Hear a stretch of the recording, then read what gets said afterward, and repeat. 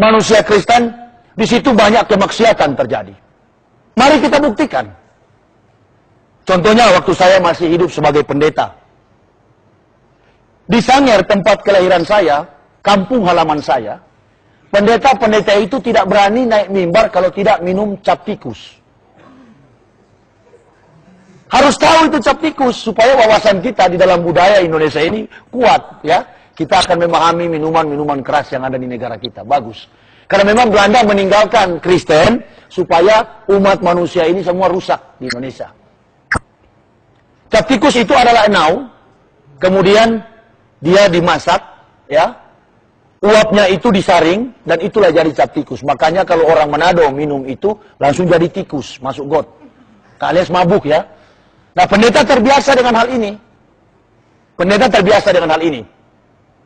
Di dalam dogmatika gereja, dikatakan bahwa Yesus yang lahir dan datang ke dunia itu adalah Tuhan. Tapi ada syarat. Begitu datang ke dunia sebagai Tuhan, dia harus mati. Dia mati di tangan orang berdosa. Jadi manusia kita ini termasuk Islam, Kristen, Buddha, Hindu, Katolik, Protestan, Prosetan, agama apa saja. Ya, banyak agama Prosetan, termasuk Ahmad Musadik itu ajaran baru, agama Prosetan. Karena tidak ada lagi nabi selain Nabi Muhammad, Ahmad Musadik yang jadi nabi baru. Begitu ya.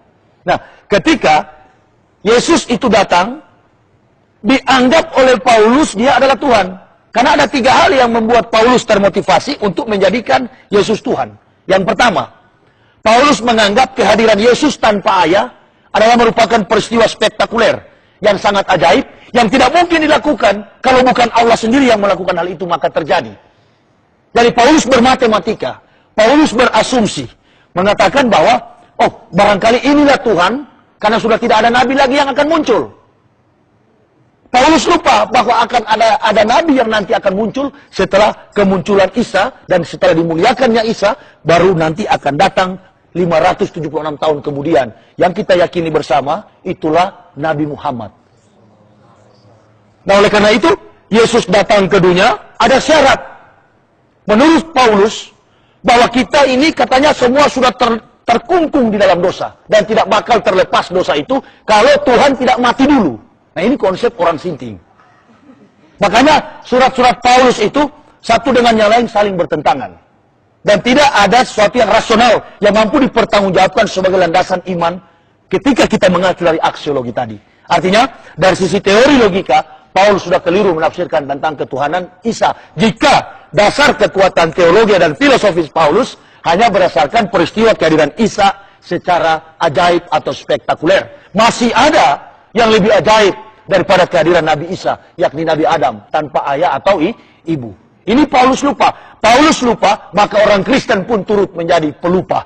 Paulus sinting, maka orang Kristen pun turut menjadi sinting. Saya ketika masuk memeluk agama Islam, para pendeta di Manado, di Indonesia ini, bahkan seluruh umat Kristen menganggap saya gila.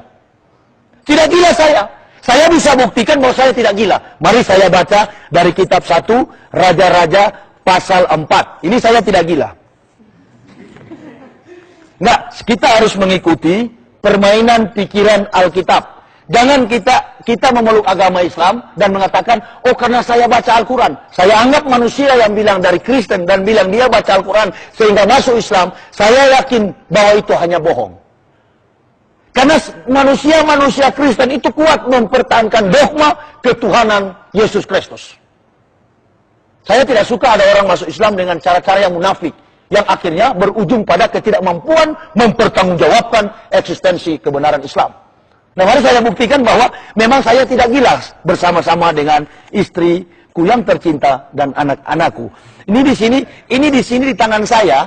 Ini di tangan saya ini ada Alkitab, Lembaga Alkitab Lai tahun 1991 dan Alkitab Lai tahun 2006, berarti baru.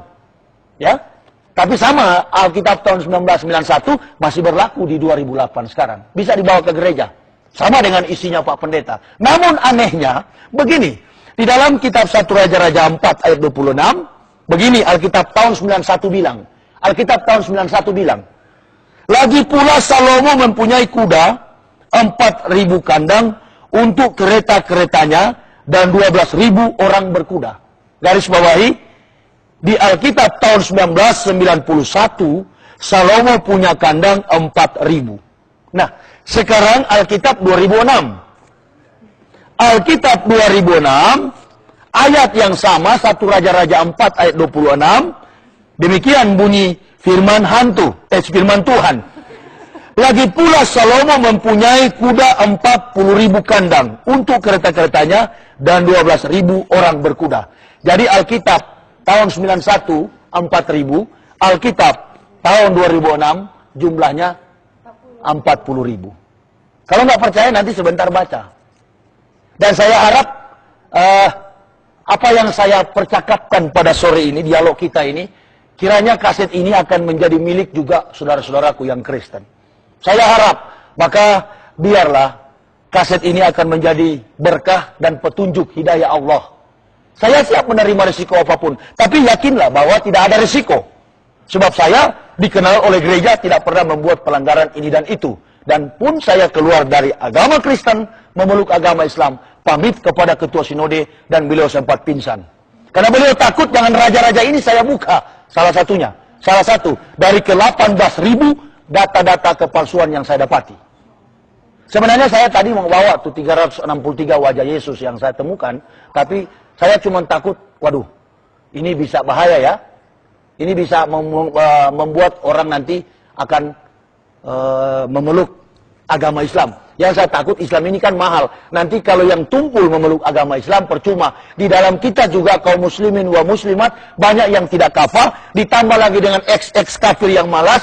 Wah, Islam tambah repot.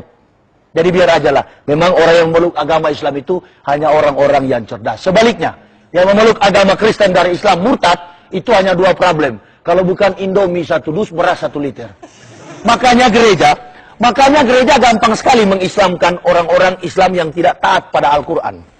Hanya siapkan Indomie 1 dus, beras 1 liter, dan mengunjunginya di desa-desa. Hati-hati, upaya pemurtadan sering terjadi.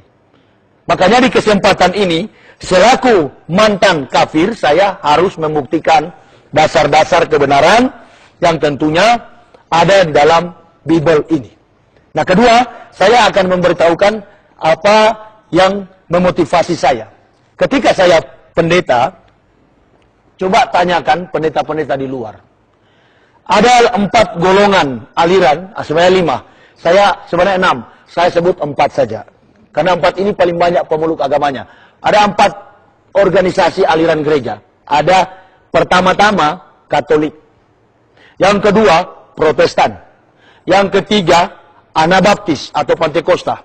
Yang keempat Adventis atau gereja penantian. Advent bahasa Ibraninya penantian.